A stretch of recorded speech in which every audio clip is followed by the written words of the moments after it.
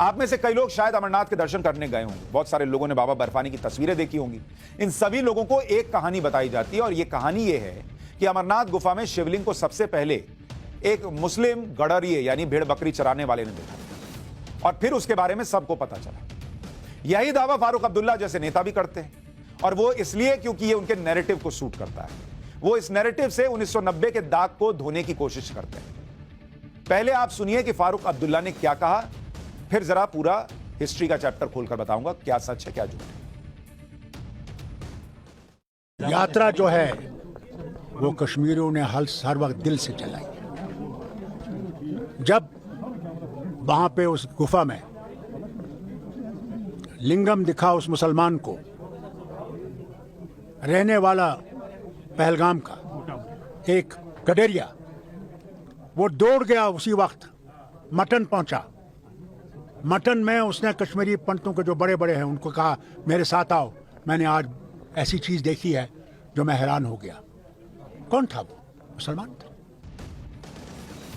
फारूक अब्दुल्ला वही कहानी बता रहे हैं जो कहानी वर्षों से हमें बताई जा रही है और कहानी जो उन्होंने छोटे में बताई उसका जो किंवदंती जो कहते हैं उसका वर्जन आपको सुनाता हूं कि बूटा मलिक नाम के एक मुस्लिम गडरिये ने अमरनाथ गुफा की खोज की थी, कि उसी ने खोजा था। गडरिया बूटा मलिक पहाड़ों पर अपनी बकरियों को चराने ले गया था, तभी उसे वहां एक साधु के दर्शन हुए। साधु ने बूटा मलिक को कोयले से भरा एक थैला दे दिया। जब बूटा मलिक घर पहुंचा और थैले को खोला तो हैरान रह गया। थैले में कोयले की जगह सोने के सिक्के थे। इसे देखकर वो काफी खुश हुआ। बूटा मलिक को लगा कि उसे उस दिव्य साधु को धन्यवाद देना चाहिए जिसने उसे सोने के सिक्के थमा दिए। इसलिए बूटा मलिक दोबारा उसी जगह पर पहुंचा जहां उसे साधु के दर्शन हुए थे, लेकिन बूटा मलिक को दोबारा वो साधु नहीं दिखे। इसके बजाय उन्हें एक पवित्र गुफा मिल गई। गडरिया बूटा मलिक गुफा के अंदर गया तो उसने देखा कि भगवान शिव बर्फ के बने शिवलिंग के आकार में स्थापित थे। इसके बारे में उसने लोगों को बताया और इस तरह पवित्र अमरनाथ गुफा की खोज की। इस कहानी को थोड़ी देर के लिए सच भी मान लें तो कम से कम इतना तो कहेंगे कि वो गडरिया आज के कुछ लोगों से तो बेहतर ही था, क्योंकि आज तो लोगों को शिवलिंग दिख भी जाए तो फव्वारा साबित करने पर लगे। कम से कम उसने शिवलिंग को पहचान तो लिया था, कम से कम कहानी सच मानने तो। लेकिन गडरिया बूटा मलिक की कहानी को सच माने तो ऐसा लगता है कि उससे पहले बाबा अमरनाथ का कोई जानता ही नहीं था। दावा यह है कि 1850 में गडरिया बूटा मलिक ने अमरनाथ गुफा की खोज की, लेकिन क्या 1850 से पहले अमरनाथ की गुफा को कोई जानता नहीं था? हमने जरा इतिहास के पन्ने पलटे तो पता चला कि साल 1663 में मुगल बादशाह औरंगजेब ने कश्मीर की यात्रा की थी। औरंगजेब के साथ एक फ्रांसीसी यात्री फ्रैंकोइस बर्नियर भी था। बर्नियर ने अपनी किताब ट्रैवल्स इन मुगल एम्पायर में लिखा कि कश्मीर में यात्रा के दौरान वो एक प्राकृतिक गुफा में भी गया जहां बर्फ जमी हुई थी। यानी एक तरह से वो अमरनाथ गुफा का जिक्र कर रहा था, जो गडरिये बूटा मलिक की कहानी से करीब 200 साल पहले की बात है। सर फारूक अब्दुल्ला साहब, 200 साल पहले, मुगल काल में भी देखकर गए हैं लोग। खैर, हमें लगा और तलाशते हैं क्या सबूत मिल सकते हैं। आयरलैंड के एक इतिहासकार विंसेंट आर्थर स्मिथ ने फ्रांसीसी यात्री फ्रैंकोइस बर्नियर की किताब का जो अनुवाद किया तो उसमें भी उन्होंने लिखा कि बर्नियर ने जिस गुफा का जिक्र किया था वो अमरनाथ गुफा ही थी।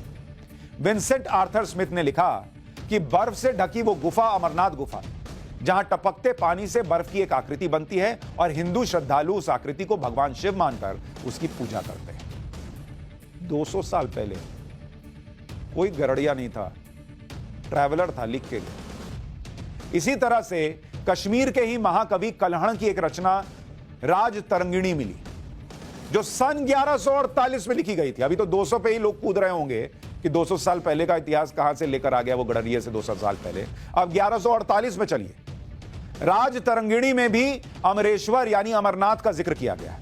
इस रचना के मुताबिक 11वीं सदी में रानी सूर्यमती ने अमरनाथ में त्रिशूल और दूसरे धार्मिक प्रतीक चिन्ह लगवाए थे। राज तरंगिणी में यह भी स्पष्ट होता है कि अमरेश्वर यानी अमरनाथ के लिए तीर्थयात्रा 12वीं सदी में भी चल रही थी। 12वीं सदी में, क्या फारूक अब्दुल्ला साहब, 12वीं सदी से चल रही है।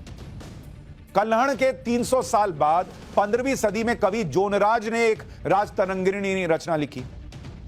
इसमें भी अमेश्वर यानी अमरनाथ को कश्मीर का अधिपति बताया गया था। कई रचनाओं में यह दावा किया जाता है कि 34 ईसा पूर्व में कश्मीर के राजा सामदीमस शिव के भक्त थे और वो पहलगाम के वनों में बने बर्फ के शिवलिंग की पूजा करने जाते हैं। कश्मीर के इतिहास पर लिखी सबसे प्राचीन पुस्तक नीलमत पुराण में भी इसका जिक्र है। भृगु संहिता के 10वें चैप्टर में अमरेश्वर महादेव यानी अमरनाथ का उल्लेख किया गया है।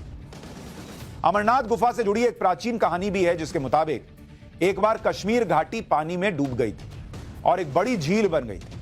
कश्मीर घाटी को बचाने के लिए ऋषि कश्यप ने सारे पानी को कई नदियों और छोटे छोटे जल स्रोत के जरिए बहा दिया।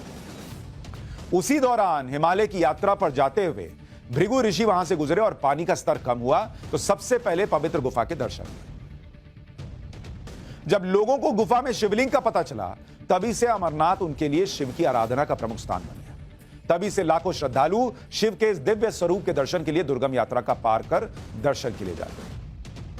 तो कोई फारूक अब्दुल्ला साहब को बताया कि कहानी अच्छी बात है, हिंदू मुसलमान से मोहब्बत करे, मुसलमान हिंदू से करे, इसके लिए कहानी की जरूरत नहीं है साहब। एक दूसरे के लिए अच्छा सोचने की जरूरत है, सर तन से जुदा नहीं करना है, यह समझने की जरूरत है।